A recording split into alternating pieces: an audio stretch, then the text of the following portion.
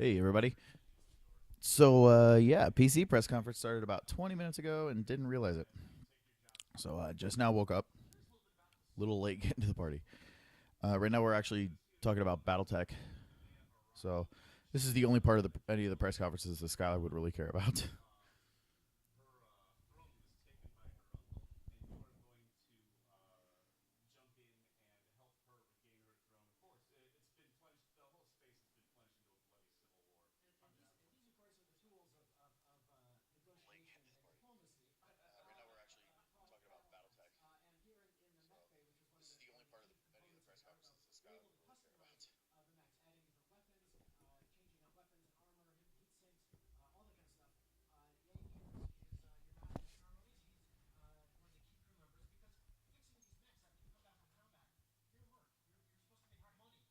Kind of core components of any modern game, and especially facing, which is really important in this game. Facing really matters in BattleTech. You know, battle mechs aren't giant bags of hit points. Instead, they have 11 different armor locations. There's internal structure. They have the internal components, these critical slots filled with all sorts of important pieces. So what you're trying to do is strip off the armor from one location and then keep your facing to try and penetrate it, get to the juicy bits. Yeah, I mean, I see this diagram at the top. It's reminiscent of the original tabletop game, which I actually played as a kid. And I mean, like...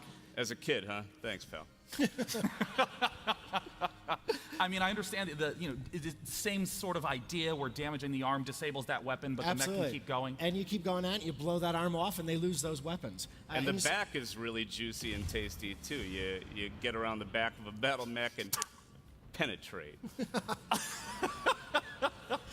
I said that out. We're alive, right? Okay. We'll allow it. We'll allow it. There you go. What you just saw there is Melee. One of the things we're really excited about. I mean, mechs were not only weapon systems; they're giant, armored suits. And so going up and being able to slug and kick and just even put a foot through a cockpit or death from above, jump up and slam down on mechs. All that stuff is supported in this game. And you really want to manage your heat too. You're walking. These mechs. The pilots are sitting on a giant nuclear reactor, basically, and so you really want to watch your heat. How much? Like this guy here is your overheating. different weapons do, because if you shut down in combat, you are quite vulnerable. It's been really fascinating to watch a lot of the streams because I know you guys just went into beta. Where can the people here go to sign up to play? Why, Sean, they can go to BattleTechGame.com. That's BattleTechGame.com. Come find us on BattleTechGame.com. And if you're interested in a used mech, this is the guy to talk to. That's right. Now, I'd like to state again, BattleTechGame.com. Thank you guys so much for coming out. Jordan, Mitch, it's been a pleasure. Thank you. Cheers. Now, our very next game you may recognize from PC Games past. To talk about it, we got Sonia in the mezzanine. Thank you, Sean. Our next game is going to come to us from our friends at Tales World Entertainment, and they have been working on an awesome open-ended action medieval RPG game, so I don't want to waste any more time. Let's just get right into it. We're going to check out the trailer for Mountain Blade 2 Bannerlord. Ooh, Mountain Blade 2. So what we missed coming into this was discussions on, it looked like it was DLC for XCOM 2. Catching it in and out. But,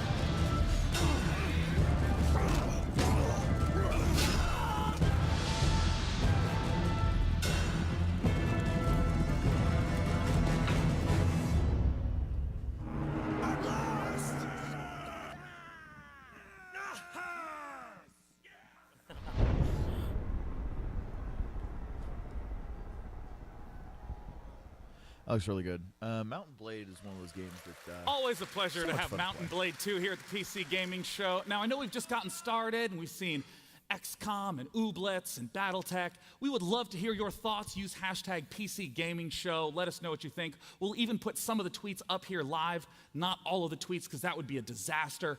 Some of you on Twitter really need to pull it together. But either way, we'd be thrilled to hear your thoughts. And coming up next, we have the sequel to Total War Warhammer 1. It's Total War Warhammer 2. I'm joined by Al Bickham from Creative Assembly. How you doing? How's it going, Al? Yeah, really good. Good to be here. So tell me, what is it that's been going on since your announcement a few months ago? Quite a lot, really. I mean, this is we're working on the second game in our trilogy. It's going to be every bit as big as the first game, but we're layering on. We're sort of doubling down on all the stuff that made the first game so fun, which is real diversification between the factions and a whole range of new kind of gameplay extras in the campaign game as well. So 4 new factions set across 4 new continents. There's 4 new factions, is there? Yep, 4 new factions, yep. I thought there were 2 big ones we were talking about. No, well, we're focusing on the High Elves and the Lizard Men at the moment. Yeah. But there's the Dark Elves as well, and another 4th race, which we have yet to announce. Oh, you tease. I know, terrible, isn't it? Well, Al, talk to us a little bit about the High Elves and the Lizard Men. Right, so they're both essentially working towards the same goal in the campaign game, which is to heal the Great Vortex, which is a sort of unique feature of the campaign map, which ties the whole narrative of the game together. Right. But even those in the Warhammer world with the same aims will inevitably come to blows at some point. So that's what we'll be showing today. And we're going to be looking at what is called a quest battle between the High Elves and the Lizard Men. Walk us through a little bit of what we're about to see. Okay, so this is we're about to show some footage from a quest battle for Krokgar, who's one of the legendary lords for the Lizard Men, and this is one of his quest battles, and it's the battle for the Fallen Gates. So you'll see the massed Lizard Man forces trying to oust the High Elves as they try and they're sort of meddling in an ancient power site of the Lizard Men. Well, I'm very excited to take a look. It's going to be some in-game footage from the Battle of the Fallen Gates.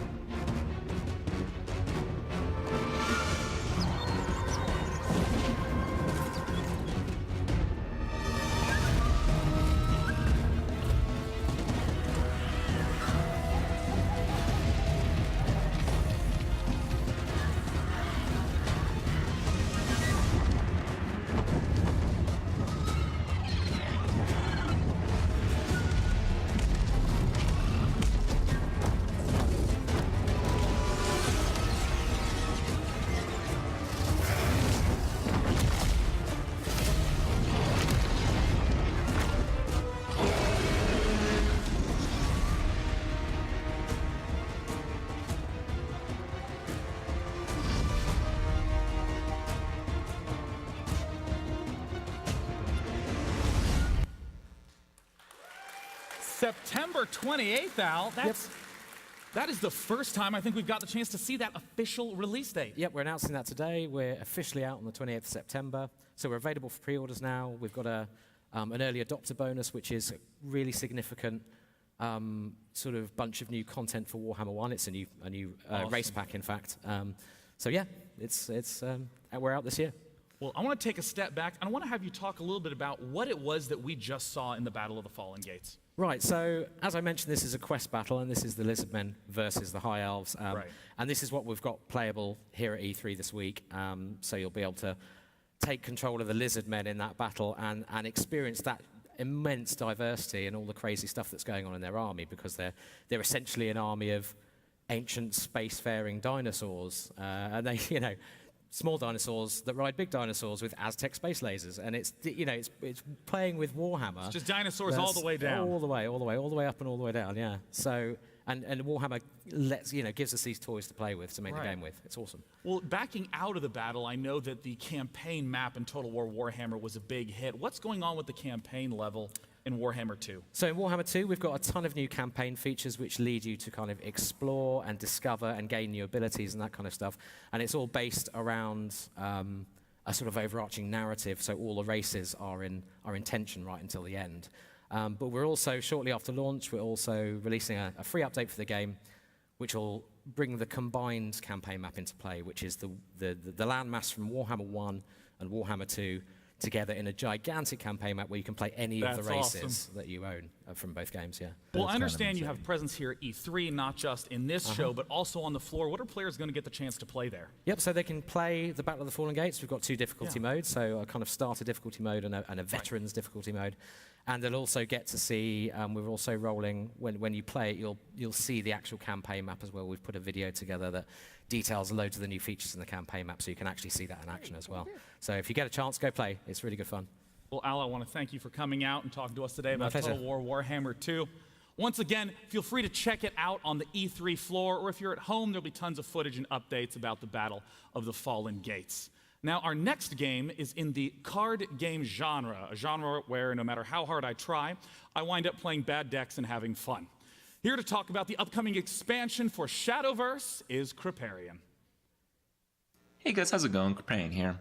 Today I want to talk to you guys about Shadowverse. Shadowverse is one of the best card games out there because it basically just does everything right.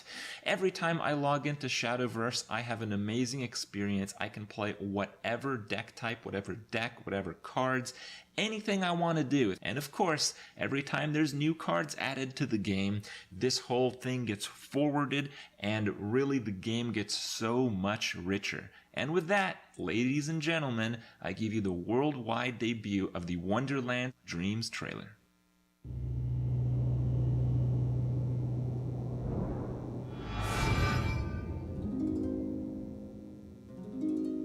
I have a book for thee like no other. Each page a window to a long-lost land, where fairy tales dovetail with myths, and wishes give birth to legends grand. Knights and dragons, or wistful love. Within this book, all ambitions bloom. But be warned, my fickle friend. A dark abyss awaits us all. For blood-pricked roses wishes be. But fear not to bite life's fruit, for in this land, courage is key. With bated breath, the door sweeps open, glory-bound or purged in flame. The hand you choose defines your fate.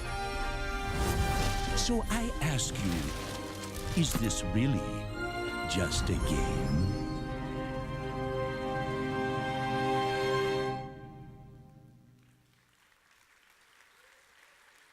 Thank you, Cygames, and thank you, Krip.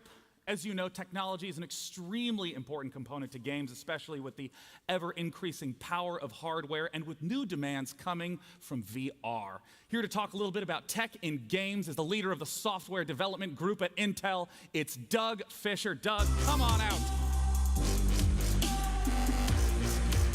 How you doing, Sean? Hey, thanks for joining us, Doug. It's great to be here. I want to thank you, Doug, for coming out, and of course, thanks to Intel for sponsoring this event. We really appreciate it. It means a lot to us. And since Doug has a whole bunch of exciting stuff to say, I'm going to give the stage to Doug. Goodbye. Hey, good morning, everyone. I am very excited to be here. And I'm very excited to talk to the PC gaming community about all the announcements we made this morning from Intel. I'm a software guy, you're the gamers. All these announcements are very relevant to everything we do. You know, 2016 was an amazing year by all measures in gaming. Look at the number of live streams in Twitch, over 2 million new live streams, over 300 million esports enthusiasts, and look at the growth in VR. 2017 is going to be even more amazing. And why? Because of you. It's because of you in this room, the PC gamers. It's because of you on the broadcast. You are the ones that bring the innovation that we create. You drive us to innovate. You were on the edge of technology all the time with you. You have that instinct on what the new capabilities are that we need to deliver. And then you have this amazing, inclusive, and social environment. Young, old, male, female, tech, non-tech, millions of people getting together, inspiring each other to immerse themselves in this environment. Now, it starts at Intel with amazing hardware technology. We've talked about the launch we had 2 weeks ago of our X Series platforms. Now, you gaming enthusiasts will love the Core i7X overclocking capability. It's an amazing system. And you megatasters who want to game, create, stream will love the beast of them all, the Core i9 Extreme Edition, an amazing system for this environment. Now, as a software person, I love this environment. I love this hardware. Because why? It gives software people less time waiting, more time creating that amazing content. I work with over 1 million gaming developers to ensure they take full advantage of all that innovation we put on our platforms. Whether it's working on the caching algorithms or the high-density graphics or multi-core, it doesn't matter, all the different areas, the best-known methods. We ensure these millions of developers are making the most out of that platform, delivering the best content. Then we work to market that so that all the gamers out here, the billions of gamers, know the new compelling content that's available.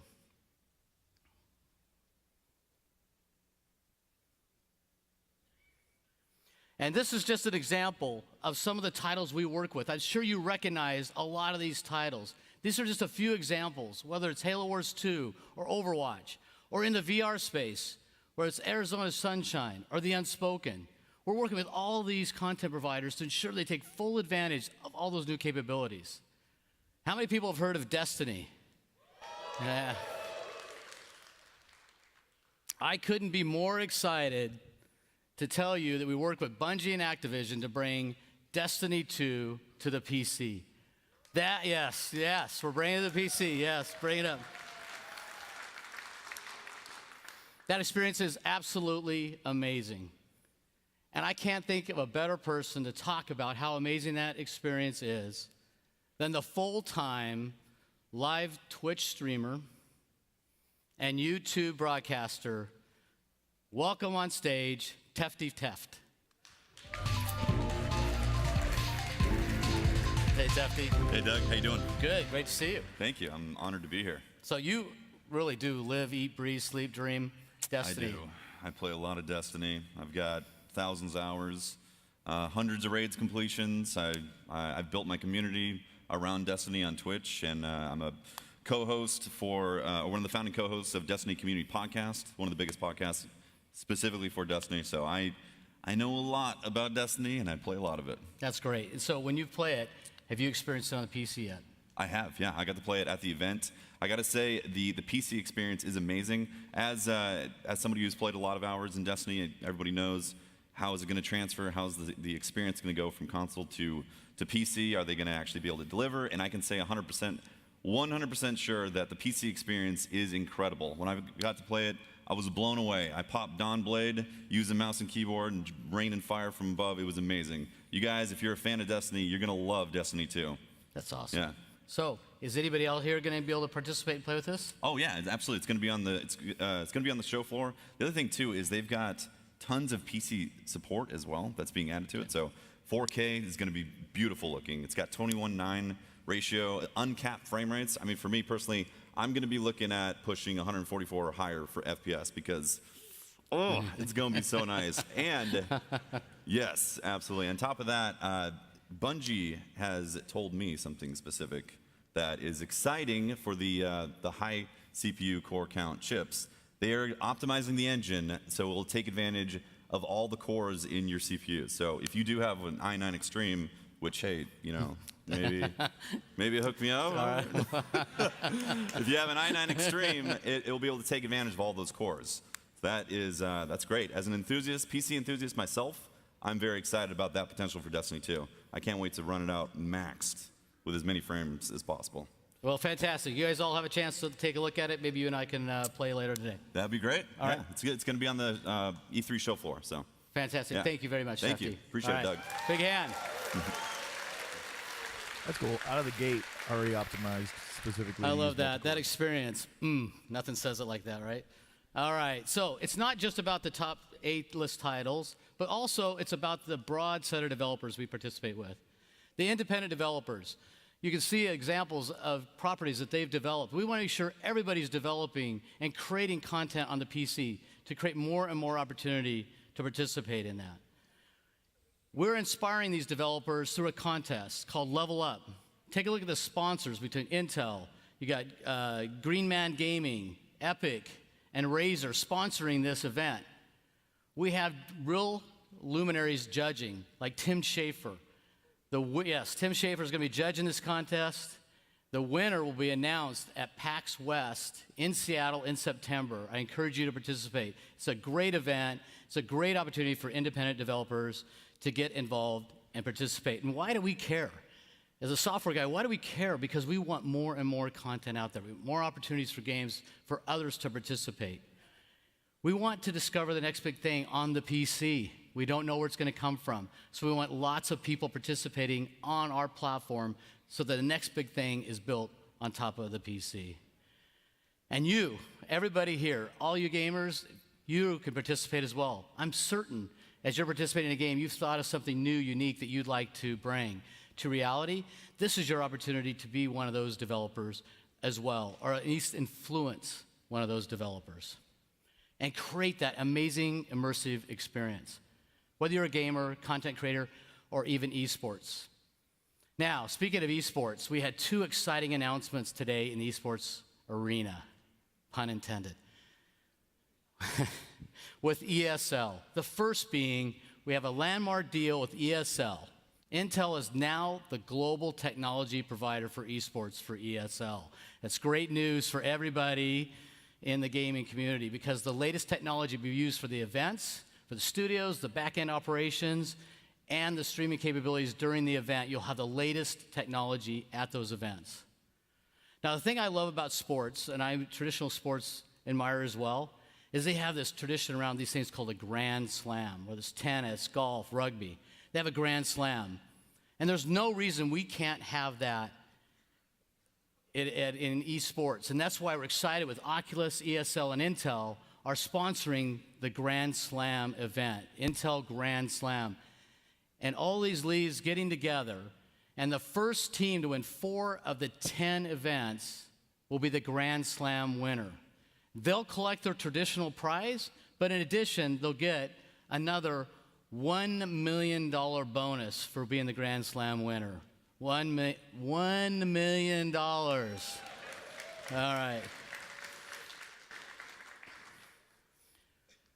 I was so excited about the announcement today around Echo Arena. They've taken this property and now are making it VR multiplayer. Do you guys see that announcement today? It's so great. They're creating the multiplayer VR experience and bringing it to life in this platform. We're so excited about it at Intel, and we want so many people to start participating with it. We are sponsoring a deal in conjunction with Oculus to make this available with Oculus free of charge for limited time at launch. So all of you can play with this game free of charge starting July 20th. And you now can participate, learn, and become an expert in VR gaming. Now, I know when you become an expert, what do you want to do? You want to showcase those skills. Wouldn't it be awesome if you had an opportunity to showcase those skills? That's why we're super excited to work together to create the VR Challenge. With Intel, Oculus, and ESL, we're creating the VR Challenge. It's a virtual challenge in the VR arena. And everybody's going to compete, and the end of it's going to be in Poland at the Intel Extreme Masters, where the finals will be in 2018. Book your tickets now. It's going to be a crazy event. Now, I know everybody likes a challenge. Everybody's excited about challenges. I'm going to give you a challenge all here today. Just participate in at Intel Gaming. Follow at Intel Gaming, and you'll have a chance by participating there to win one of 3 great prizes, one from Oculus, one from Asus, and one from iBuyPower. You'll have a chance to win one of these prizes just by participating in this challenge. And don't dismay, all those will have Core i7 in the systems. So it's a great opportunity to play, participate, and bring up that challenge. So the future is here now, the future of gaming. You can just feel it growing and growing. Asus, you see the immersive capabilities. And why is that happening? Because we have amazing Intel hardware. As a software person, that helps me participate in creating amazing and compelling content. and those new immersive experiences we all want to have. So the realm of possibilities are here now. An example of that is VR. So I'm stepping away now. I'm going to go up and look at the Echo platform, Echo Arena, and see how it goes, and I'll be back in a minute. So Sean? Thank you, Doug. It was a pleasure to have you. Thanks for all the great announcements. And of course, thanks again to Intel for sponsoring this event. Keep in mind, if you look at the time, we're not even halfway done yet. We have all sorts of games still yet to be announced. So let's go ahead and look at what's to come. You're watching the PC Gaming Show. Coming up, Brendan Green joins us to talk about the future of his smash hit, PlayerUnknown's Battlegrounds. And a new game from Klei Entertainment. Back to you, Sean. No, it should be to Sonya. It's time to take a look at an upcoming game up in the mezzanine with Sonya. How's it going, Sonya? Thank you, Sean. So, as a Firefox, this is a game that pulls on my heartstrings and does not let go. And I just want to hear more about it. And luckily, I've got the perfect person to talk to today. I am joined by Felix Kramer on the game formerly known as Secret Legend. But you've got some special announcements. I saw some secretive tweets from the Dicey Twitter account. You did. Do you want to talk about that? Well, you're exactly right. We were known as Secret Legend, but today we're announcing our new name, Tunic. So you can head to tunicgame.com to find out more about that. And we're announcing that we're pairing with publisher Finji, who you may know from their incredible work on Night in the Woods and Overland. That's so exciting. Congratulations. Thank you so much. So I want to tell you, it wasn't just the fox that sold me on this game. I love the beautiful, charming graphics, and honestly, I just want to see more of it. Can we check out the trailer? Let's do it.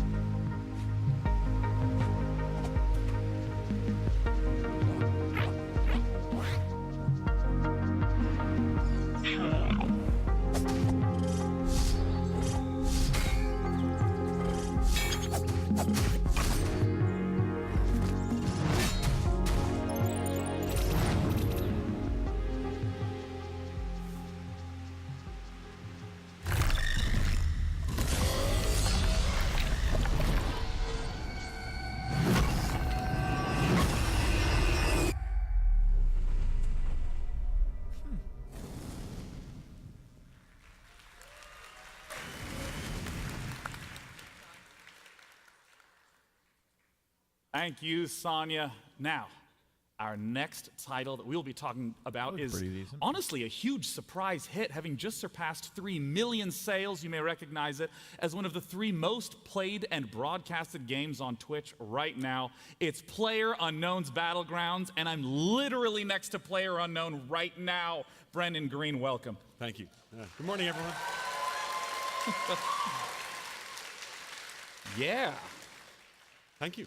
I gotta say, it has been amazing to see the runaway success of your game. What's it been like for you? Oh, it's been immense. I mean, really, the reaction we've got from players and content creators has been tremendous, and I want to say thank you to everyone for that. It's been great. And thank you for the experiences, both of the joy of winning and the, well, I guess the joy of a bullet flying through my head out of nowhere, and I'll never know why. You gotta learn to love the salt. Love it. Well, I understand that even though a lot of people treat the game almost as a full release right now, it's still technically not released yet, and there's a whole lot more to come. Talk to us a little bit about what's in store. So we have, our focus at the moment is to sort of stabilize the game, get the servers up to spec, but also we have, 2D, 3D replays planned for in-game replays. We have new weapons coming every month. So yeah, no, but our current focus is really just get the game competitive and stable. So suddenly fences are no longer the most impossible object in the game. You can climb over them. Yeah. So our content programmer Marek, he's done a really great job getting this system to be dynamic. So it doesn't matter what object you're in front of, you'll jump or vault over it. Yeah, so in terms of jumping and vaulting, is it? Yeah, vaulting. Is it sort of, when you say that it's dynamic, does this mean that the taller the obstacle, the more difficult it is to climb over? Yeah, exactly, and it has different animations for each different thing, so vaulting, climbing. Now we also have weather. So. One of my favorite aspects, of course, is the rain map in the game. Walk me through what we're seeing here. So this is our new weather settings. This is fog. You just saw clear day. Our rain has been tweaked a little bit as well. And we also have our sunset coming in. So this really, I'm really happy with how this turned out. It's quite beautiful. Yeah. And what is the impact on gameplay of these types of things with weather? It just changed dynamic. Oh, so this is... Oh, a new gun. Yes. This is the OTS Groza. It's a 7.62 bullpup. Super powerful, crate only. Yeah, it's going to be a beast. Is it a short range, long range? Where's Short to medium, it's going to be a beast. It's going to be super powerful. Yeah. And then long range, it'll work as well. And I remember before you came on the show, I asked, why did you put that gun in? And I think your answer was... It just looks cool. It looks cool. Yeah, it's like we wanted to add a bullpup and we wanted to add something else to the 7.62 class. And this is a Spetsnaz weapon. Yeah, it just looks great. It looks cool, as good as a reason as any, honestly.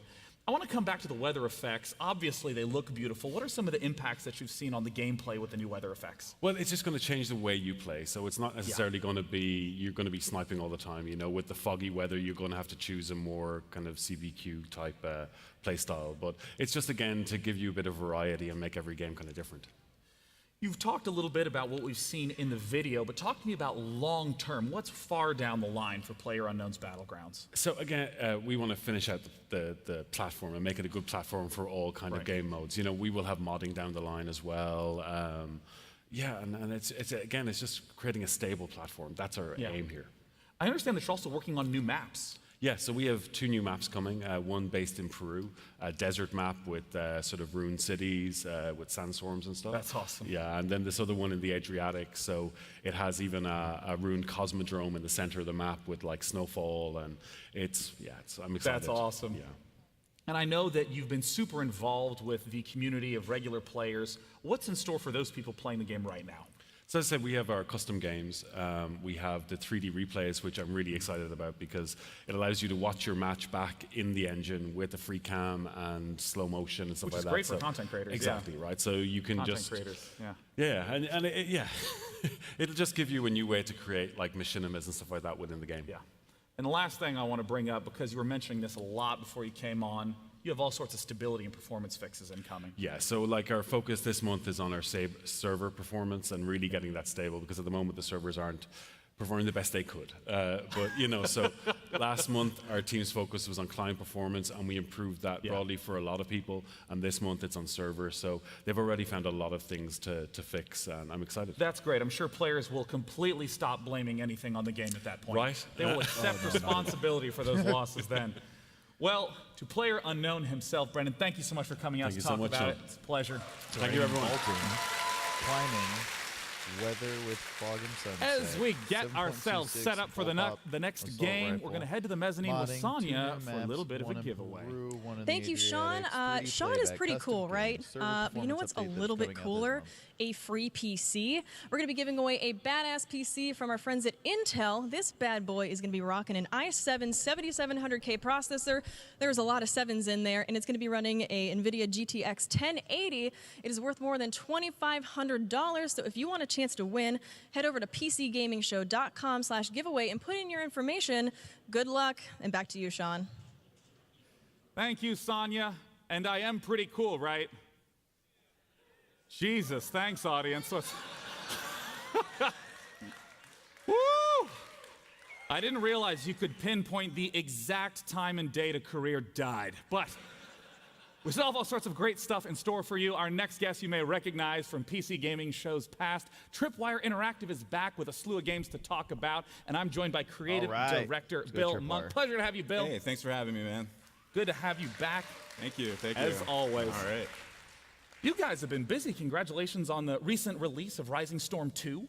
Yeah, absolutely. It's a realism FPS. We just released it 2 weeks ago, and the fan reaction's been really positive. Really happy about that, and we want to thank everyone who was part of the beta phases that helped shape the game in a real positive way. And be sure to check out the Trello boards, see what we're up to, and we're actually already really busy working on some new content, so stay tuned. That's amazing. I mean, I know so many people know you from Killing Floor 2, but especially this year, there's so much to talk about. I mean, last year you announced Killing Floor, Incursion, the VR Killing Floor. How's that been going? Oh, that's been going awesome. You know, Incursion's one of the second phase, game or second wave games to come out for VR, and we've learned a lot. And we're really, really excited. We think we have one of the best products that's going to come out later this year. It's scary as hell. You can play it I don't know if I could handle single it. player and co-op, and we're really excited to release it. So stay tuned on that. That's awesome. Now, the big thing I know you wanted to talk about today was a little bit of content coming down the line for your big game, Killing Floor 2. Tell us a little bit about that. Yeah, absolutely. So, when we released Killing Floor 1, one of the things that really put us on the map was our time seasonal events. Right. And when we released Killing Floor 2, people were always clamoring and asking, well, when are you guys going to do that for Killing Floor 2? Reasonable enough. Well, we're super happy to announce the Summer Sideshow coming out this year. Well, I'm eager to show everyone this footage. This trailer makes me laugh every time. Let's go ahead and take a look at Killing Floor 2's Summer Sideshow. Ladies and gentlemen, welcome to the Tragic Kingdom Amusement Park.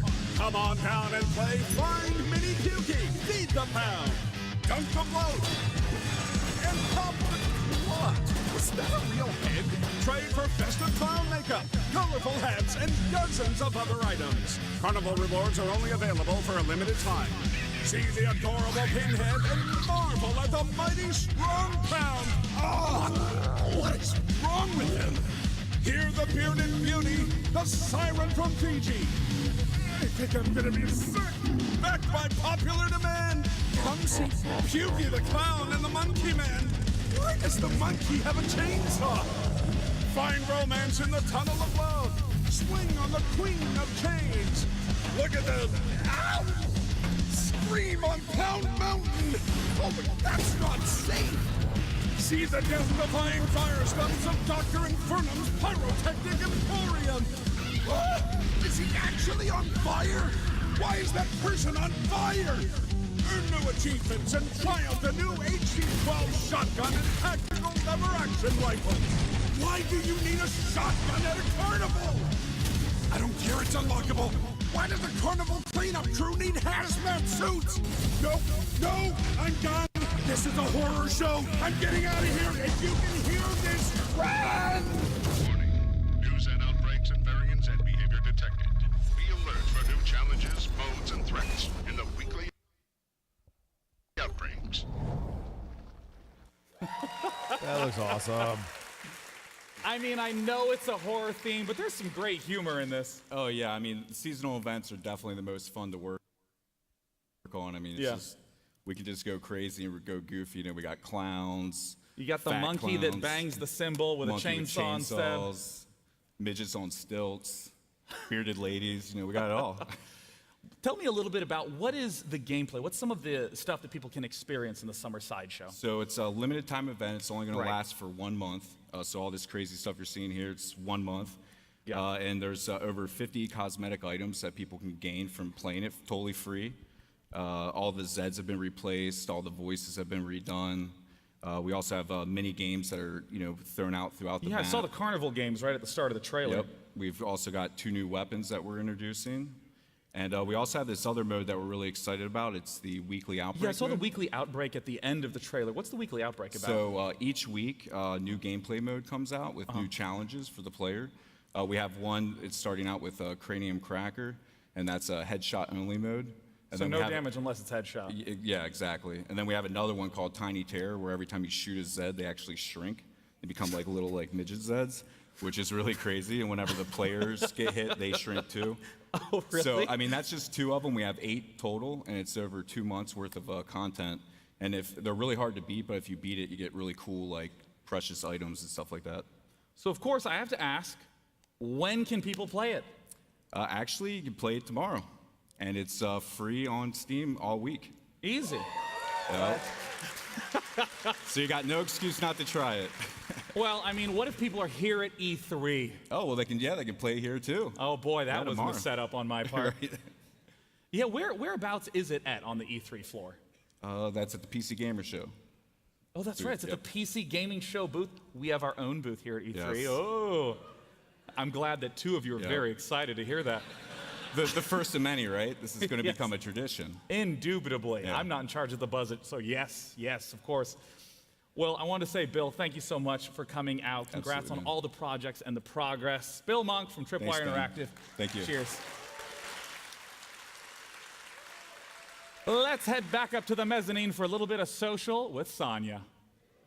This year's PC Gaming Show is being broadcast on more platforms than ever before. We are on Steam, we are on Facebook and Twitch and Mixer. We are all over the place. This is awesome.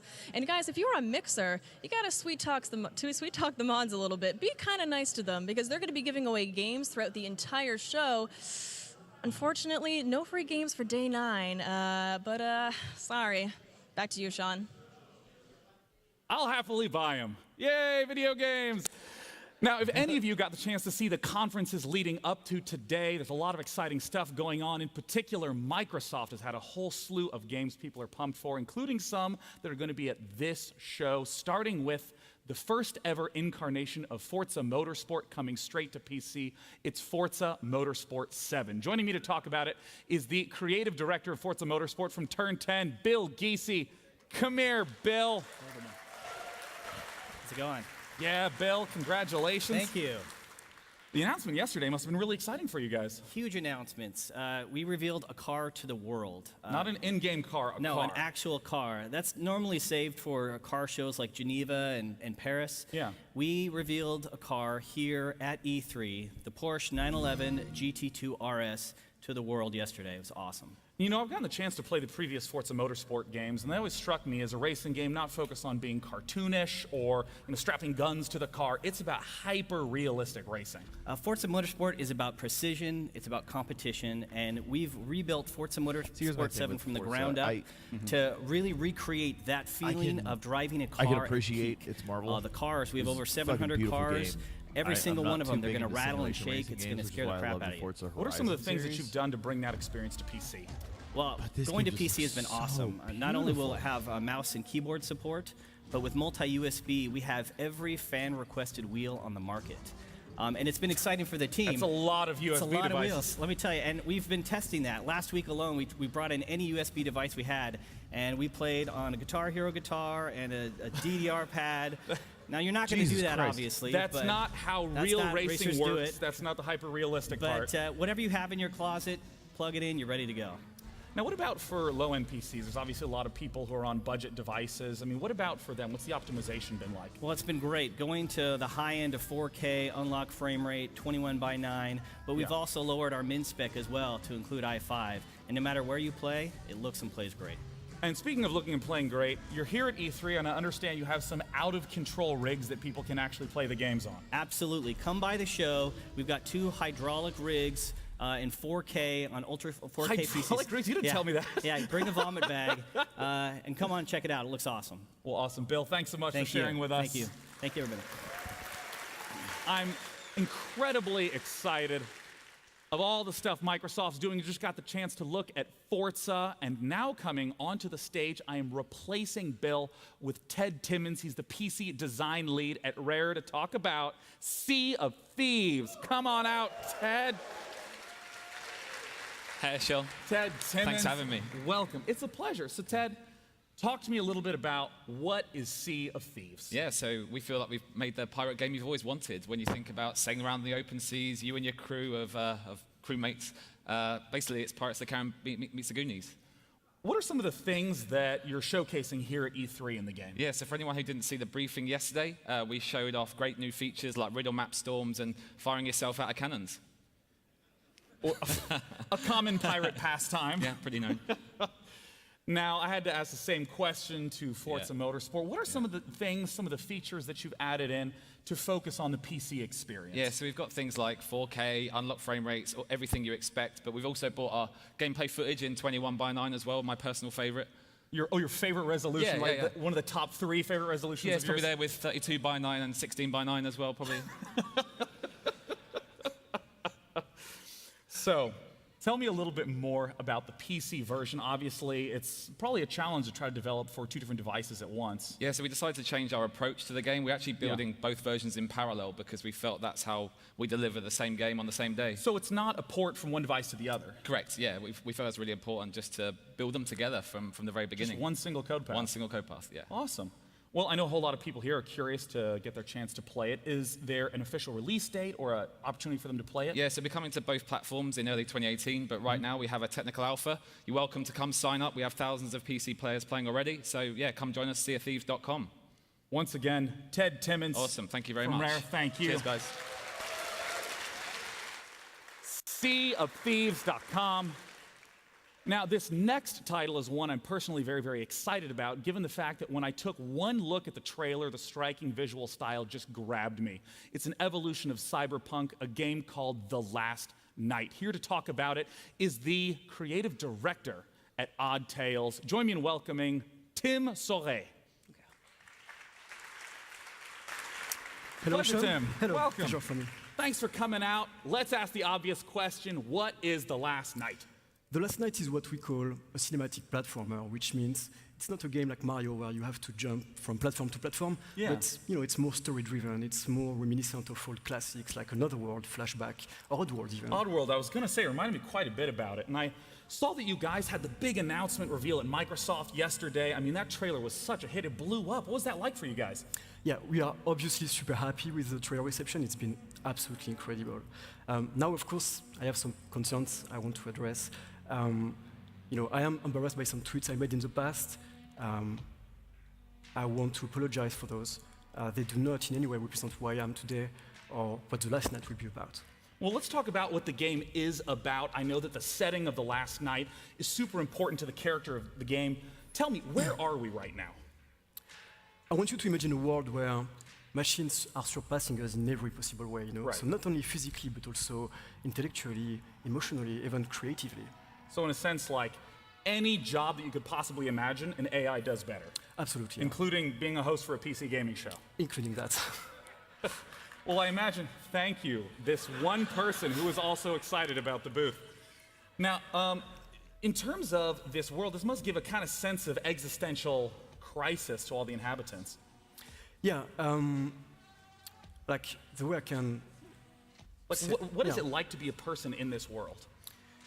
So, in a world where you're not valuable anymore in production, the only thing you can really do is to consume endlessly, right? So what we're trying to see with this game is how do you define yourself, when you don't have anything to create or to strive for. Yeah, and I can see, obviously there's the futuristic lighting and the visuals, but there's also that sort of drab, dreary tone. This art style is amazing. I mean, all of these assets are in 2D, but it has so many modern effects. How did you even think of this? So it all comes down to my background in VFX and advertising, basically. So I wanted to, explore what I could do with 2D and pixel art, and just augment that and enrich it with like modern techniques of lighting and compositing. Right. And we've talked a little bit about where we are, about the art style. Who are you? Who do you play as in The Last Night? Yeah, so the character you get to play is a young idealist, I would say. Yeah. And because of a childhood accident, he cannot enjoy the same gamified, augmented life than everybody else. Right. So because of that, he wants to change the world. And on you want to his have way, like an impact and a meaning. Absolutely. So on his way to do that, he's going to meet some questionable characters you have to trust or not on your way. What about the gameplay? What are the things that, if I'm the player, what do I do in The Last Night? So we took inspiration from some classic genre like point and click and adventure games. Yeah. But so you get, to solve puzzles and dialogues, of course. But we added a real-time component to it. Real-time in what sort of sense? What makes it a real-time puzzle? So it means that, while you are busy breaking in an apartment, for instance, all the simulation is still happening around you. So police come around, and you have to be careful about that. So in a sense, like, if I tried to break into the apartment at night, the police might be on patrol at that time, but if I came in the morning, there might be no police, but the resident might be home. Absolutely, yeah.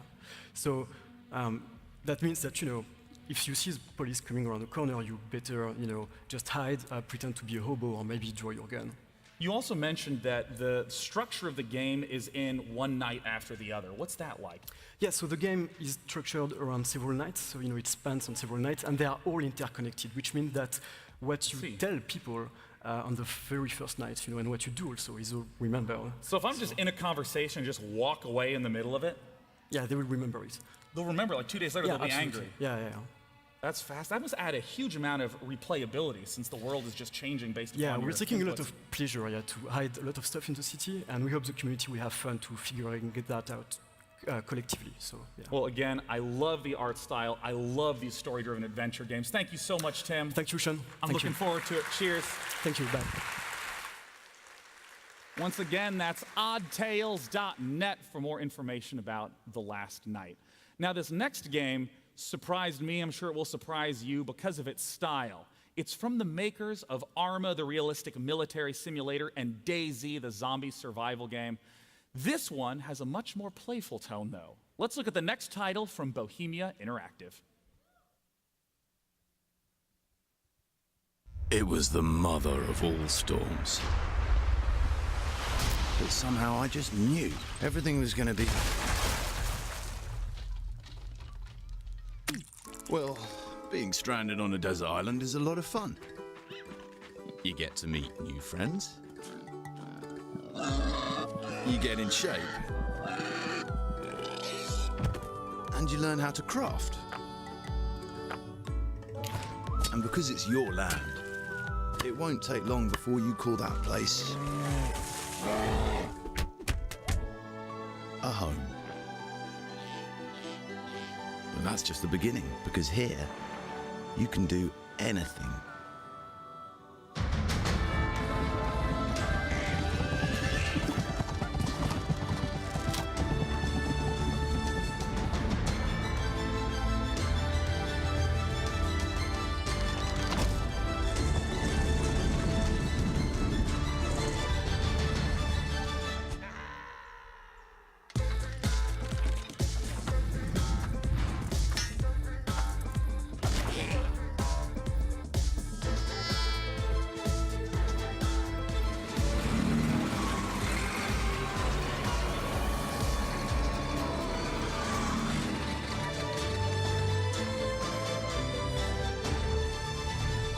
Islands. Explore your creativity. Visit us at islands.com. Here to join me to talk about Islands is the creative director from Bohemia Interactive. It's Alish Ulm. Welcome, Alish. It's a pleasure to have you here. Thanks for joining us today. Thanks, Sean. Thanks, Sean. What kind of game is Islands? Okay, so Islands is a sandbox game about survival and exploration, but at the same time, in Islands, you can create your own games, your own adventures, just like the ones we've shown in the video. Yeah. Actually, Islands stands for your lands, lands that you create where you make the rules. And it's almost like a sandbox game, not where you're necessarily building a structure, but you're trying to build an experience. Yes, exactly. And I have to ask, given the fact that the style of it contrasts so sharply with Arma and DayZ, what is it about Islands that still makes it a Bohemia game? Yeah, we get this a lot, but actually beneath the surface, there are still the core values that make up a Bohemia game. Yeah. It's still about exploration and finding out how things work, about creativity and imagination. And just like Arma or DayZ, we're trying to create a platform to connect players with each other when they play online or when they create something new and share it with the community. And I know that modding is a legendary part of Bohemia's history. What are some of the lessons that you've learned from Arma, learned from DayZ, and brought to modding in Islands? Well, we have our own editor. It's not a standalone application. It's a part of the game. Oh, really? I mean, I'd assume that it was just outside all other editors. No, we would like players to be able to prototype their creations really quickly. Yeah. And so in the editor, the players can obviously create something new, but they can also decide to open and modify existing games, ones that we created or ones that other players made for them. Yeah, I mean, we got the chance to see some scenarios in the initial trailer. Like, those are the ones that you're referring to. Yep. That is fantastic. I mean, tell me a little bit about what it is that we're seeing right here on screen. Well, this is just some random multiplayer game. There are two guys. Initially, there were three. I think one just like fell down the bridge. They are trying to get some kind of treasure, and yeah, they are setting the explosives. Mm-hmm. I mean, I want to ask about, I know you guys are here at E3. Hey, look, it's the treasure. I know you guys are here at E3. What are some of the things that players can get their hands on at this event? Well, we'll be showing some of the games that we created with the Islands game editor. But at the same time, we'll be showing how they can use the editor to create those games. That's awesome. And I mean, I know there's a way for people to play right now, is that right? Yeah, actually, they can already play the alpha version of the game. It's available as a part of our Bohemia Incubator program. They can find more information on our website, islands.com. And later this year, we are coming to Steam Early Access. That's awesome. And remember, that's islands.com with a Y. We're good. You can remember that. So I want to say, Alish, thank you so much for coming out to talk about Islands. It's been a pleasure. And of course, I hope you're as excited as I am to come up with some total nonsense when I sit down to play. Our next world exclusive is going to be up in the mezzanine with Sonia. Thank you, Sean. I am so honored to be a part of this world-exclusive reveal from developers Klei. You might recognize their name from games like Don't Starve or Don't Starve Together for lonely folk like myself. And last year at the PC Gaming Show, they actually revealed their sci-fi colony sim game, Oxygen Not Included. And this year, they are back. And they are back with a bang. And I am so excited to reveal their upcoming sci-fi RPG game. It is called Griffland.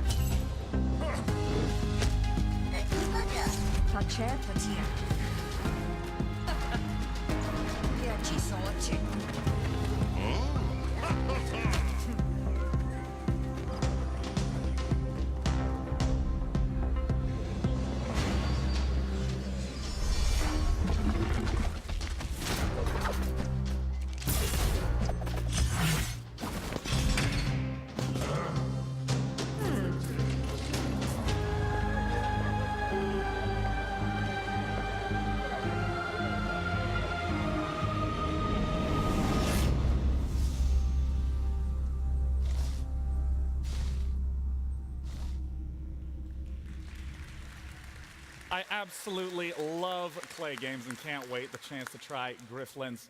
Now, this next title is an interesting one because I'm not someone who plays many VR games, but I got a chance to check this one out several months ago, and I was immediately hooked, so I can't wait to talk about it with the creative director from Ready at Dawn. It's Rue Virasuria to talk about Lone Echo. Welcome, Rue.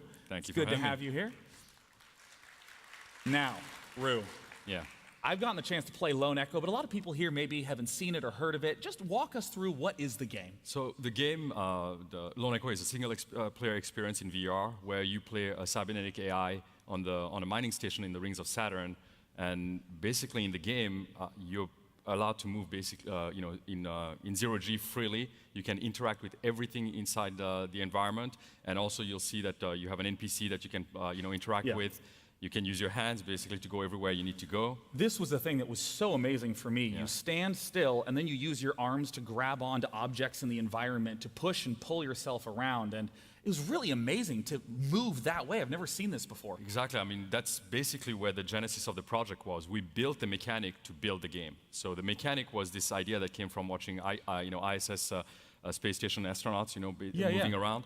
And we just basically made this motion that allows you to navigate using your hands just like you would use your legs. So it's been a few months since I got the chance to play. What's been happening in terms of the single player? Here you got some fancy new voice actors lined up. Yeah, we did actually. When we wrote the story for it, we actually had an actor in mind, somebody that a lot of people out there know, Troy Baker, and Troy decided to take on the role for the AI. And of course, another thing that we get the chance to talk about is the multiplayer component to Lone Echo called Echo Arena. Rue, how does this game work? Basically, it's a futuristic VR sport where you play, 10 people play in 2 different teams to get a disc inside each other's goals. Now, you might be a little bit confused as to how exactly that works, but don't worry. We're going to take an even closer look at what the gameplay is like for Echo Arena. Echo Arena.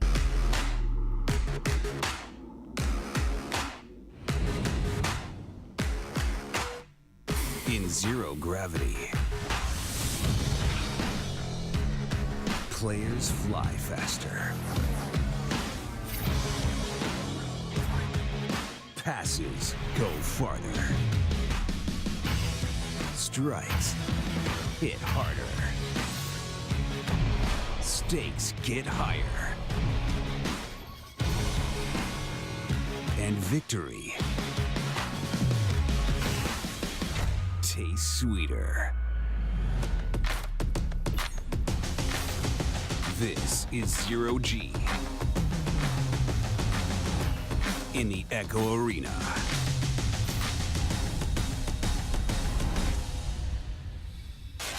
Anomaly detected. What the hell? Jack, are you seeing? Jack, cut the panel. That's it. Jack!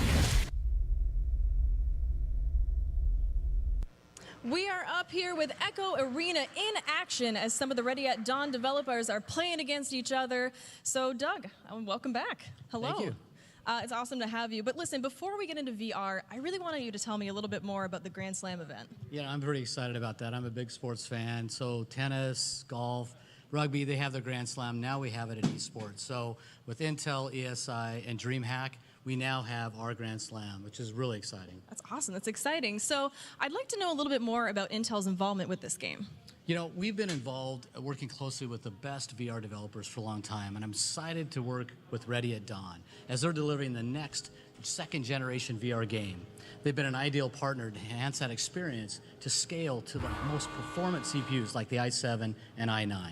That's amazing. So I was really excited to hear about your announcement earlier. Yeah, Ready at Dawn, Intel, and Oculus, we announced that Intel is sponsoring a free release of Echo Arena to all Oculus Rift users when it launches on July 20th for a limited time.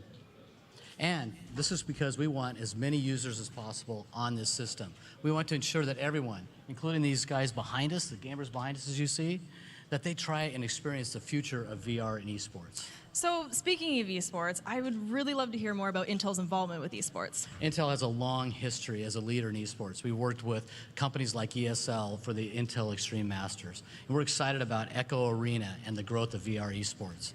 And that's why we're expanding our partnership with ESL and Oculus to launch the VR Challenge League. It kicks off in July, and it features Echo Arena and the Unspoken. And it gives esports enthusiasts the opportunity to compete in VR at key upcoming events, with the finals happening in Poland in 2018 at the Intel Extreme Masters. Okay, well, that sounds kind of awesome. Well, thank you, Doug. I cannot wait to play this game. It's going to be coming out July 20th, and you can pre-order it right now, and Rift owners can actually try the open beta on June 23rd. So back to you, Sean. Thank you, Sonia. And once again, I got the chance to play Lone Echo, and I want to stress, you just have to play it. The single-player experience is especially mind-blowing. So once again, that's Lone Echo.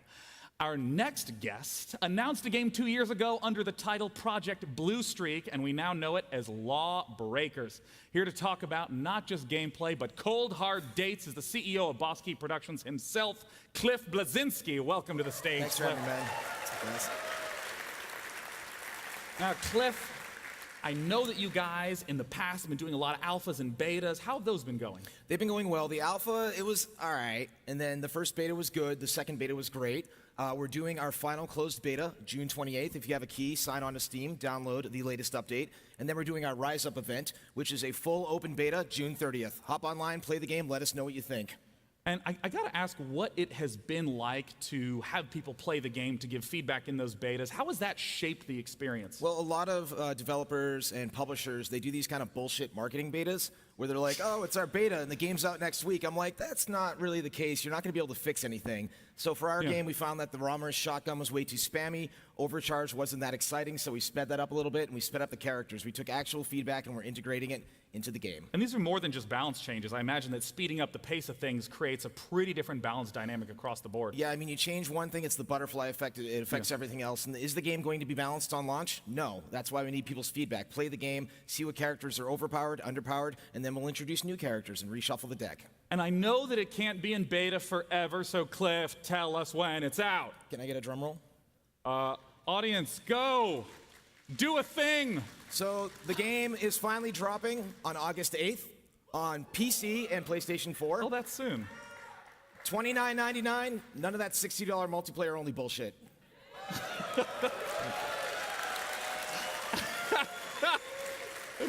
And if you didn't see it online, Cliff took a bow. Yes, $29.99. Curtsy. Well, if you haven't gotten the chance to see the game and follow it throughout the recent PC gaming shows, let's take a look at some people who got the opportunity to play Lawbreakers, and we'll have them speak for themselves. Oh, the speed of this game is intense. 1,000 decisions a minute. This is hardcore PvP. Your instincts take over. It's primal. It's exhilarating. Full frontal f***ery. A million miles an hour. Literally from every angle. I was shaking after the matches ended. It was like a high. It's one of the fastest games that I've ever played. Are you ready for another one? I'm like, I just need a minute, man. I'm shaking. I'm shaking over here.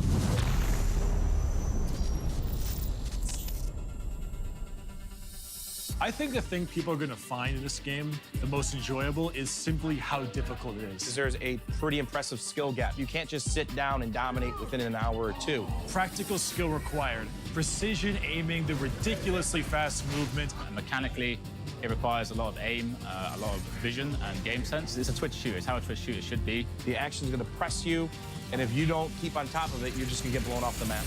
I think team comp is definitely a huge thing for this game. As we're flying around in zero gravity, you know, it's kind of a new situation for us. How do you keep up with your tank and protect them and heal them, also protect your healer and peel off them while DPS is still being affected and they're being supported? It gets crazy very quickly. The gravity is the biggest thing because that adds so much verticality, and you combine the different movement systems of each character, where some characters have teleports and some characters have dashes. This gets really wild and insane. Now, literally anywhere you look like is Overwatch potentially an attack point.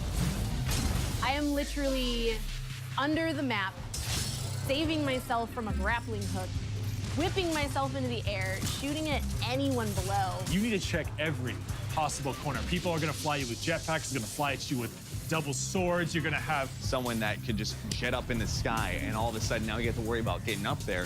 There's some abilities that I just haven't seen before. Medic role is actually phenomenal. Well, it's battle medic, they call it. So it's not one of those medics where you have to sit back. It's not even a thankless role anymore because I'm out there slaying, killing with the rest of my team while keeping them alive.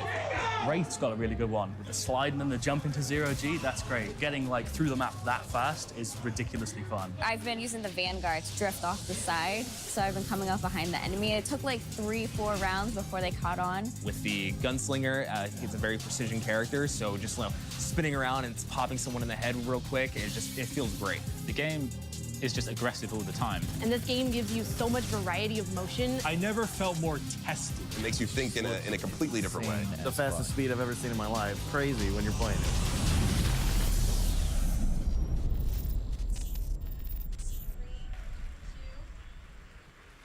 Just as a reminder, that Ballin' Intel PC is still up for grabs. Don't miss out if you forgot. This bad boy is running an i7 7700K processors, a lot of 7s in there, and an NVIDIA GTX 1080. It's worth more than $2,500. You do not want to miss out. Head over to PCGamingShow.com/giveaway and put in your information. I think it could run Crysis at max settings. What do you think, Sean? I think it can, Sonya. And I also think that it can run our next title. I am a master of transition. Our next game is from Chucklefish, the wonderful folks who helped bring you Stardew Valley and Starbound. Let's take a look at their upcoming game, Wargroove.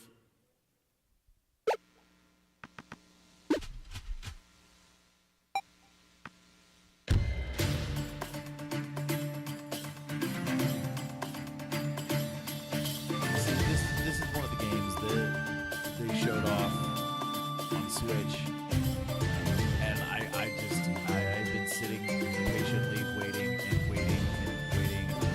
Damn it, I don't want to wait anymore. This game looks so fucking amazing.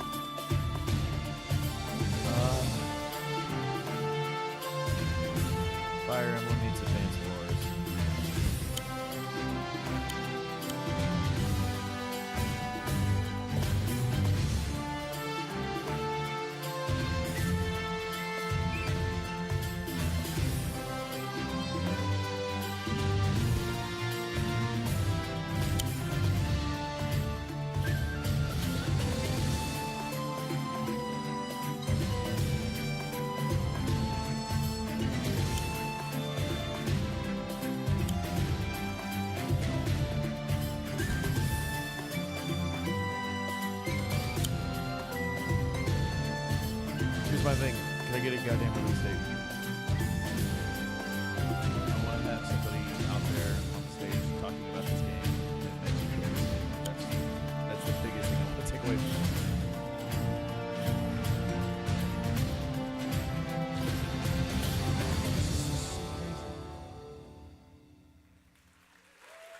it. War Groove. Today, we're not just going to get a chance to talk about the game, but we will be seeing the editor in action, a live demo on stage. I'm joined by Jay Bayless and Doris Karaskotza from Chucklefish. Welcome. It's so great to have you. Thanks. Well, I want to say right away, the gameplay reminded me quite a bit of Fire Emblem and Advance Wars. Yeah, Fire Emblem and Advance Wars are definitely kind of inspirations of ours. You know, Wargroove is a turn-based tactical strategy game. It's a game about starting to build up your resources every mission and push forward into your enemy territory and just kind of dominate the map and make the right choices. But yeah, we've got a lot of unique kind of gameplay mechanics, and we're bringing it into the modern age. We've got online play, mod support, and kind of content creation as well. Yeah, and that's one of the things that we're going to get the chance to look at today. Doris, who's operating the PC right now, tell us what it is we're looking at. So what we're looking at today is the world map of Wargroove, and this is our campaign editor. So these are the tools we use in-house to create Wargroove campaigns, and we're shipping them with the game so players can create their own scenarios. So I've been placing down map markers, and each of those represent a mission, and then you link them together to create the path through your campaign. And I know that one of the things you wanted to talk about was the branching path element. Yeah, so you can have branching path, obviously, and the cool thing with that is every branch can have conditions. So for example, let's say you get a high score in a mission, and that could lead you through a harder path in your campaign. Or you could have a secret path that triggers based on some event in the mission. Yeah, exactly. Well, let's hop into one of the missions and get that one started. And Jay, walk me through what it is that we're taking a look at. So yeah, this is our map editor. This is like straight drawing tiles straight into the battle screen. You know, it's really simple to use, really understandable immediately. You can just kind of draw those tiles straight in there and drop in the full range of units. Doris is dropping in a commander right now. What are the commander units about? Talk to me about that. So the commanders are kind of integral to the strategy of Wargroove. You have this unit that kind of represents like the king and queen in chess at the same time. They have unique abilities and act as your avatar in battle, and they're really powerful, so you can kind of push forward really heavily with them. But there's a lot of risk-reward in there as well, because if you actually lose that unit, then you actually lose the game. Oh, that's what you mean by the king comparison. Absolutely, it's both your power unit and the queen, but your loss condition is the king. Yeah, and other tools include you can drop down buildings right now. We've dropped in some HQs. Those are kind of like your base of operations, and to take the opponent's HQ is to win the match. Yeah. But on top of like kind of simple and easy to use tools, we've also got more advanced tools. So you can use this zone tool right here, and you can highlight an area and assign like a scripted encounter or sequence to that. Okay, so, you know, if I step into that forest, someone can pop out and attack me. Yeah, you could have bandits jump out and attack you from the woods. And the really cool thing about that is that that actually ties back into the campaign map we saw earlier. So maybe that will trigger a condition. Maybe after encountering those bandits, your story takes a different turn and you decide to go into the forest to fight more of them, and so on. Now, Doris, what is the process to go from this map to a playable game? So it's very simple, like as simple as sharing the map, actually. So you can just share your map. And if you want more content, just go online and download map. And everything is just one click, basically. And there it is. So let me actually take a step over to this timer here. It has been 3 minutes, and we have gotten the chance to design a campaign map, end a mission, and get it playable. That is incredibly fast. Jay, Doris, I want to thank you both so much for coming out to talk about this game today. Cheers, guys, and thanks for coming. Thank you. No release date. What? Full coverage of every video God. and moment of the PC Gaming Show. Visit PCGaming.com.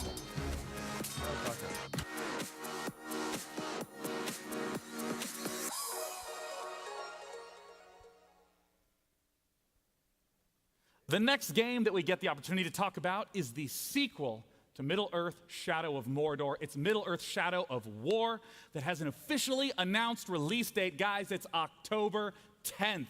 Here to talk to me about it is Michael DePlater, the Vice President of Creative at Monolith. What is up, Michael? Hey, thank you very much. Thanks for the chair. Hell yeah. Well, the chair is a nice break from all that grueling standing. And it gives us to do one of the most iconic things in PC gaming, this posture. Thank you. Now, we've heard about the October 10th release date. What are some of the things that have been changing and building upon Shadow of Mordor in terms of Shadow of War?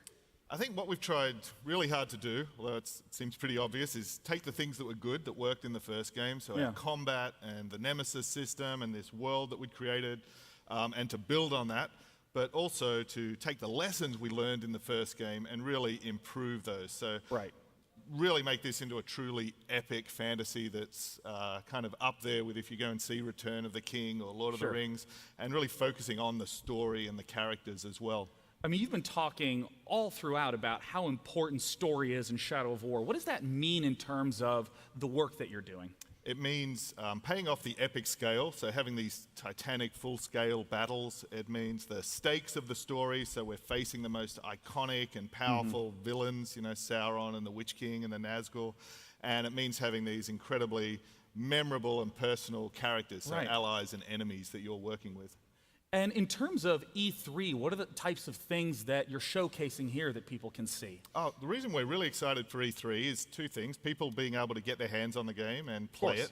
And also that we're going to be giving demos of the game. But because of the Nemesis system, every single demo we give, we have no idea what's going to happen. That's awesome. We don't know which orcs or which characters are going to turn up, which stories are going to happen. So every single time people go and see the demo, they're going to see something new, and so are we.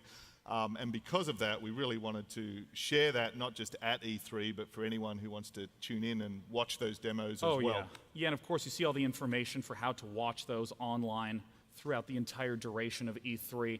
I know that in a moment, we're going to get a chance to delve a little bit more into those story bits with a unique cinematic based on one of the characters that was in the trailer. Can you introduce her for us, Eltariel?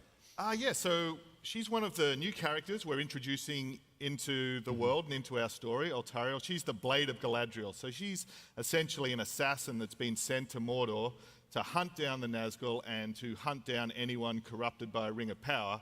And you, as Talion, are running around Mordor wielding a ring of power. So there's some interesting tension in that relationship with her. But she's this awesome character, and as well as that, she gets her own fully playable campaign in our first major story DLC as well, which is the Blade of Galadriel.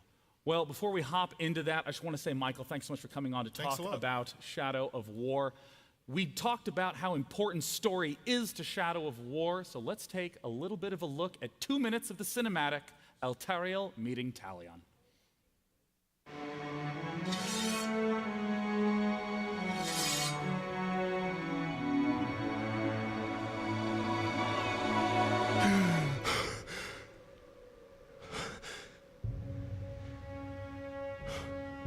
So it is true.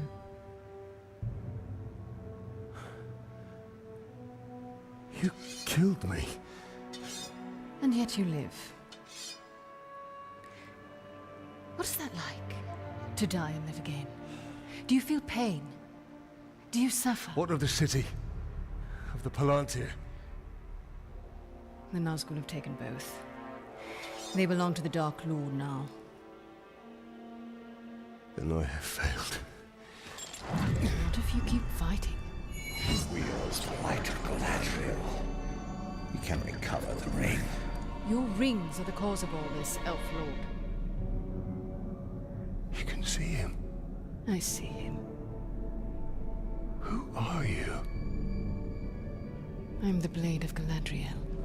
Since when does Galadriel work with assassins? Great threats make for unlikely alliances. You know this better than most. Now tell me more about this ring. We crafted it to defeat Sauron. But it was lost. The Nazgul will be drawn to the power of the ring. We cannot let it fall into Sauron's hands. The light of Galadriel, give it to us! Stay your hand! My light will protect us, but it will not leave my side.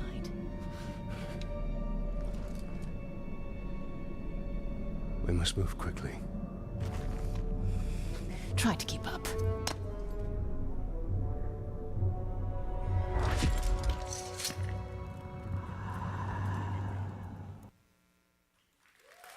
Shadow of War. As a huge fan of Shadow of Mordor, I'm really excited to see where the story goes in the sequel. And I'm pleased to say we have one final game to announce. It's from Microsoft, and I'm not even allowed to say the name yet. So joining me to talk about said unnamed game is a creative director from Microsoft Studios, Adam Eisgreen. Welcome, Adam. Thank you so much for having me on the show. Love being Pleasure. here. Now, Adam, I understand that you've been in games for a long time. I have. I am coming up on my 25th year making video games. So yes, you can actually make a career out of being in games. And you know, I got my start in the DOS days. Remember DOS? Like oh yeah, dude, I played High Zork Memsys all day. So I got my start in the DOS days doing role-playing games, D&D games. But I spent a heck of a lot of time making real-time strategy games. I was at Westwood Studios for years, working on the Command & Conquer series. Earth and Beyond, a whole bunch of great games there. Petroglyph, Universe of War, Empire at War. So a lot of history on PC, and I'm excited to get back to it. Well, I understand that this title is an homage to those roots, and I'm still not going to tell you what it is, but I know you're curious, so let's head right in to this world-exclusive trailer.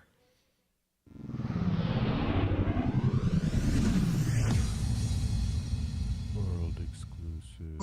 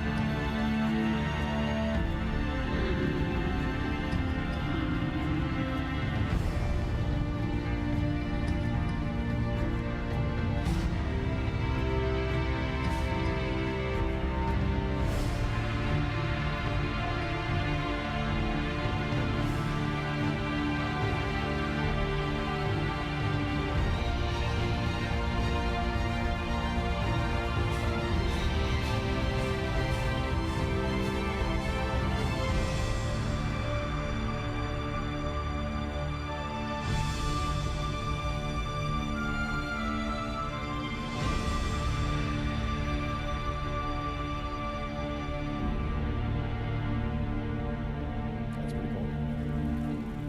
Never really played many of the Age of Empires games, but Adam. Age of Empires was the first game I ever saved up my allowance to play as a kid. I'd my weed my gosh. grandma's garden all day. She'd give me like $2, and I still stayed dedicated. Tell me about Age of Empires, man. Man, you know, nobody has been able to play this game except if they found the CD-ROMs for the last 20 years. And what's a CD-ROM? I know, really. These day and age, like, who even has a drive? You know, and this has been such a labor of love for us at Microsoft and our development partner at Forgotten Empires to bring back Age of Empires in such a wonderful, definitive edition so everyone can experience it.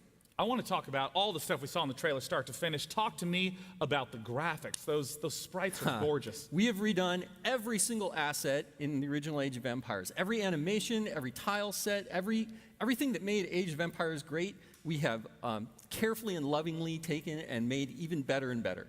Because I remember just watching the sprites move around in the original game. It was very blocky and stuttery. 16 facings now, so those fonts don't jitter. You know, a ton of work has gone into making the game and the presentation amazing. What about audio? Oh, yeah. So we've re-orchestrated and re-recorded the entire soundtrack to the game using an actual symphony this time. It sounds wonderful. The people at studios are constantly begging us to get the soundtrack already. Now, I have to ask, there were some aspects to the gameplay back then that were a little janky. Have there been any updates to the gameplay in that regard? Yes. So not only have we done things like improved Find Path, which is, of course, always a big thing in RTS games, we've gone in and actually modernized the UI. A lot of people forget that original Age didn't even have an idle villagers button. So all of that stuff, attack, move, all of those things that people have come to expect Control in RTS. groups? Yes, control groups. 1A. Yep. So all of that stuff is all in the game now. So we've taken all of the learnings from the Age games that followed and brought it up to those standards. And you know, speaking of modernization, I saw that it said Xbox Live Multiplayer, which, as you may or may not know, that is the online matchmaking service that Microsoft uses for PC games. I mean, how are you utilizing that? Oh, well, we've completely redone how lobbies work and how games and matching works. You know, we have our friend system, of course, it's built into Xbox Live. So players should have a really amazing experience. We also have a web portal, so they can go and track progress and see their results against all the other players. So it should be a really wonderful experience to play. And what about the beta that we saw at the end of that video? Yes, so the game will be out later this year, but you can go right now to ageofempires.com and sign up for our multiplayer beta. You know, RTS games are really, you know, our multiplayer is so important. And we want to make sure that this definitive edition of Age is the absolute best we can make it. Right. So, you know, multiplayer, please come, sign, play with us, make the game great. You asked me before we hopped on that you wanted to say one more special bit, a little bit of a tease. We understand that it's the 20th anniversary of Age of Empires. What is it you wanted to say? So, yes, Age of Empires, the whole franchise will be 20, it's hitting its 20 mark October of this year. You know, and this is the start, here at E3 with you, is the start of the celebration of 20 years of Age of Empires. And that party is going to roll. We're going to continue that. So you're going to hear from us again in Cologne, Germany at Gamescom in August. And we're going to be having a really wonderful Age of Empires event there and talking a whole bunch about, I think, stuff you're going to want to hear. I think I'm going to want to hear it. Yes. You tease. Well, what let me I do. just say, Adam, thank you so much for coming having out. me on. Super excited about Age of Empires.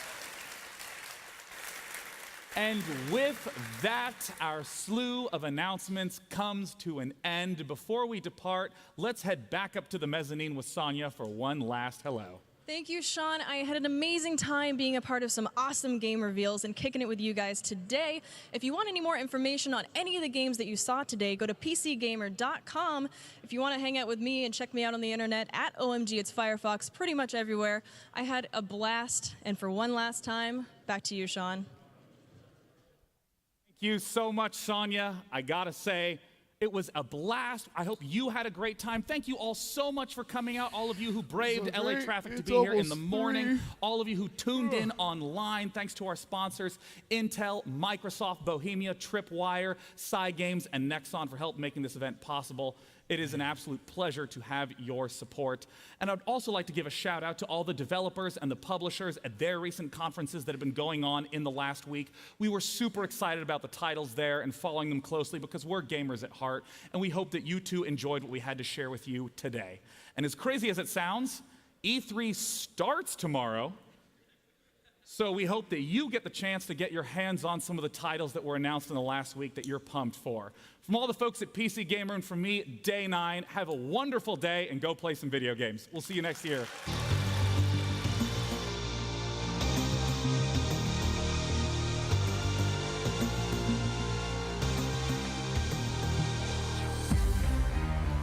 So, Jesus Christ, there's a lot of announcements.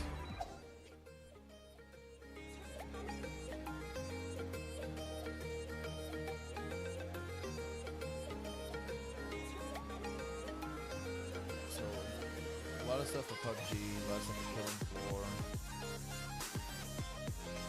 Islands. Well, Echo looks great. Lawbreakers looks amazing. War Group, I wanted a fucking release date. Maybe we'll get that tomorrow at What's up, Nintendo. everyone? Kelly Link here, joined by Rachel But, Querco. It is E3 on Twitch, I guess day I'm 2. gonna end that I'm so excited. broadcast We had there, a so. long night of content, a whole bunch of conferences See you yesterday. back in like an hour and 15 What was your minutes for favorite so Ubisoft. far? I think the best conference out of the entire show, and maybe for the rest of the remaining days, is definitely Devolver.